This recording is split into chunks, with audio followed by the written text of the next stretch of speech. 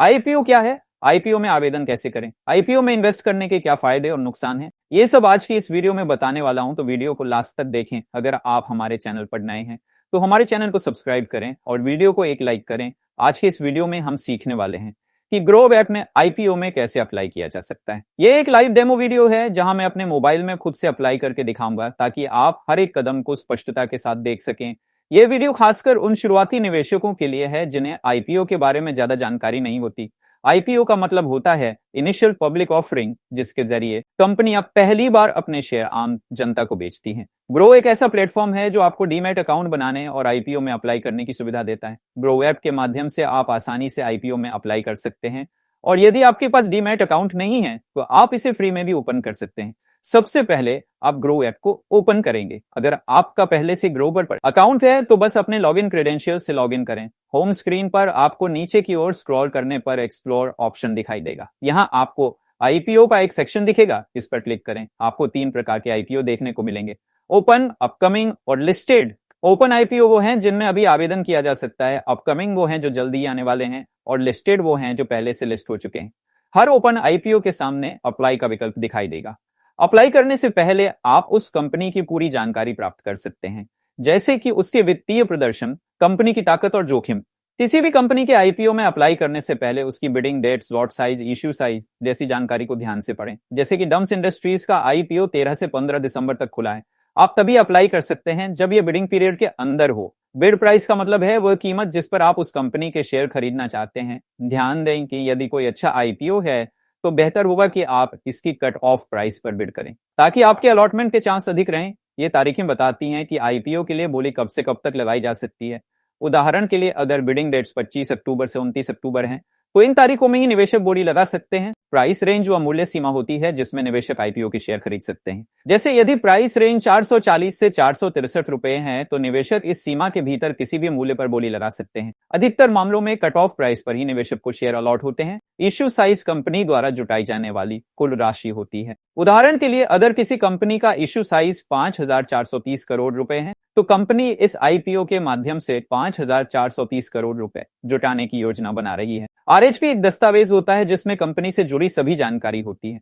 इसमें कंपनी की फाइनेंशियल स्थिति, प्रबंधन, व्यापार मॉडल और अन्य आवश्यक विवरण होते हैं। इसे सेबी के पास फाइल किया जाता है ताकि निवेशकों को कंपनी के बारे में पूरी जानकारी मिल सके। लॉट साइज व न्यूनतम शेयरों की संख्या होती है जिसे निवेशक एक बार में खरीद सकते हैं। जैसे यदि किसी आईपीओ में लॉट साइज 32 शेयर है तो निवेशक को कम से कम 32 शेयर की एक लॉट खरीदनी होगी। यदि आईपीओ में डिमांड ज्यादा है तो शेयरों का अलॉटमेंट लॉटरी बेसिस पर होता है। जिन निवेशकों का चयन होता है उन्हें ही शेयर मिलते हैं, जिनका चयन नहीं होता उन्हें राशि वापस कर दी जाती है। यह वह तारीख होती है जब कंपनी के शेयर स्टॉक एक्सचेंज जैसे एनएससी या बीएसई पर सूचीबद्ध होते हैं और ट्रेडिंग के लिए उपलब्ध हो जाते हैं। कंपनी की वित्तीय स्थिति जानना महत्वपूर्ण है। इसमें कंपनी का रेवेन्यू, प्रॉफिट, टोटल एसेट्स आदि जानकारी शामिल होती हैं जो निवेशक को कंपनी की वास्तविक स्थिति समझने में मदद करती हैं। यह जानकारी देता है कि आईपीओ में कितने बार ओवर सब्सक्राइब हुआ है, जिससे निवेशकों को पता चलता है कि कितनी डिमांड है। आईपीओ में आवेदन करने के लिए निवेशकों को डीमैट अकाउंट की आवश्यकता होती है। आवेदन ASBA application supported by blocked amount के माध्यम से होता है। इसके तहत आवेदन के समय बैंक में राशि ब्लॉक कर दी जाती है और यदि आवंटन प्राप्त होता है तो उसी राशि का भुगतान किया जाता है। अप्लाई एज रेगुलर यह आवेदन का सामान्य तरीका है जिसमें रिटेल निवेशक जो 2 लाख रुपए तक का निवेश करते हैं आईपीओ में भाग लेते हैं। अलग से रिजर्वेशन होता है जो आमतौर पर कुल इश्यू का 35% होता है। अप्लाई एज एम्प्लॉई, कुछ कंपनियां अपने आईपीओ में अपने कर्मचारियों के लिए विशेष आरक्षण प्रदान करती हैं। इस श्रेणी में आवेदन करते समय कर्मचारियों को विशेष रियायतें मिल सकती हैं, जैसे कम प्राइस बैंड या अतिरिक्त share. Apply as high net worth individual HNI के रूप में आवेदन करने के लिए 2 लाख रुपए से अधिक का निवेश करना आवश्यक है। HNI के लिए आईपीओ में अलग से कोटा होता है। इसमें आमतौर पर प्राइस बैंड के ऊपरी हिस्से पर आवेदन करना पड़ता है। सब्सक्रिप्शन रेट बताता है कि कितनी बार निवेशकों ने आईपीओ को सब्सक्राइब किया है। सब्सक्रिप्शन डेटा रिटेल निवेशकों, QIB क्वालिफाइड इंस्टीट्यूशनल बायर्स और NII नॉन इंस्टीट्यूशनल इन्वेस्टर्स में विभाजित होता है। यह आंकड़ा आईपीओ की मांग को समझने में सहायक होता है। यह सेक्शन कंपनी के इतिहास, उसके प्रमुख उत्पादों या सेवाओं और कंपनी के व्यवसाय मॉडल को बताता है। यह जानकारी निवेशकों को कंपनी के कारोबार और उसके बाजार में स्थिति को समझने में मदद करती है। इसमें कंपनी की विशेषताओं को बताया जाता है, जैसे ब्रांड वैल्यू, ग्राहकों का विश्वास, विशेषज्ञता और नई तकनीकों का उपयोग। कंपनी की मजबूत वित्तीय स्थिति, विविधता और बाजार में प्रतिस्पर्धा में बढ़त को भी यहाँ उल्लेखित किया जाता है। हर कंपनी के व्यवसाय में कुछ जोखिम होते हैं, जैसे बाजार में अस्थिरता, प्रतिस्पर्धा का बढ़ना, किसी प्रमुख उत्पाद की बिक्री में कमी या कानूनी मामले। ये जोखिम कंपनी के प्रोस्पेक्टस में विस्तार से बताए जाते हैं ताकि निवेशक सूचित निर्णय ले सकें। कंपनी की वित्तीय स्थिति के बारे में जानकारी दी जाती है, जिसमें पिछले कुछ वर्षों का राजस्व, लाभ, ऋण और अन्य वित्तीय आंकड़े होते हैं।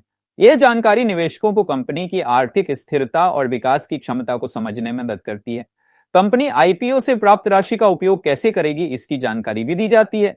यह विस्तार से बताता है कि धन का उपयोग कर्ज चुकाने, व्यवसाय का विस्तार करने, नई परियोजनाओं में निवेश करने आदि में किया जाएगा। कुछ रेटिंग एजेंसियां आईपीओ के लिए ग्रेड देती हैं, जो कंपनी की संभावनाओं और वित्तीय स्थिति को दर्शाता है। यह ग्रेड निवेशकों को कंपनी की गुणवत्ता का आकलन करने में मदद करता है। आईपीओ में अप्लाई करने के बाद आपको अपनी यूपीआई आईडी डालनी होगी। इसके बाद आपको अपनी यूपीआई ऐप में जाकर इस ट्रांजैक्शन को अप्रूव करना होगा। जब आप अप्रूव कर देंगे तो आपके बैंक से यह राशि ब्लॉक हो जाएगी। आईपीओ में अप्लाई करने के बाद आपको अपनी यूपीआई आईडी डालनी होगी। इसके बाद आपको अपनी यूपीआई ऐप में जाकर इस ट्रांजैक्शन को अप्रूव करना होगा। जब आप अप्रूव कर देंगे तो आपके बैंक से यह राशि ब्लॉक हो जाएगी। ब्लॉक राशि का मतलब यह होता है कि आपके अकाउंट से पैसा कटता नहीं है, बल्कि जब तक अलॉटमेंट नहीं होता है तब तक वो आपके अकाउंट में ही ब्लॉक रहता है। यदि आपको आईपीओ अलॉट हो जाता है तो पैसे कट जाते हैं, और यदि नहीं होता तो पैसे अनब्लॉक हो जाते हैं। आईपीओ अलॉटमेंट की तारीख को आप अपने अलॉटमेंट का स्टेटस चेक कर सकते हैं। अगर आपको आईपीओ अलॉट हुआ है तो यह आपके डीमैट अकाउंट में आ जाएगा। शेयर मार्केट में लिस्ट होने के बाद आप इन शेयरों को ट्रेड कर सकते हैं या लंबे समय के लिए होल्ड कर सकते हैं। यह थी ग्रो ऐप के माध्यम से आईपीओ में अप्लाई करने की पूरी जानकारी। यह प्रक्रिया बहुत आसान है, बस जरूरी है कि हर कदम को ध्यान से करें ताकि कोई गलती ना हो। अगर यह वीडियो आपके लिए मददगार साबित हुआ हो तो लाइक, शेयर और चैनल को सब्सक्राइब जरूर करें।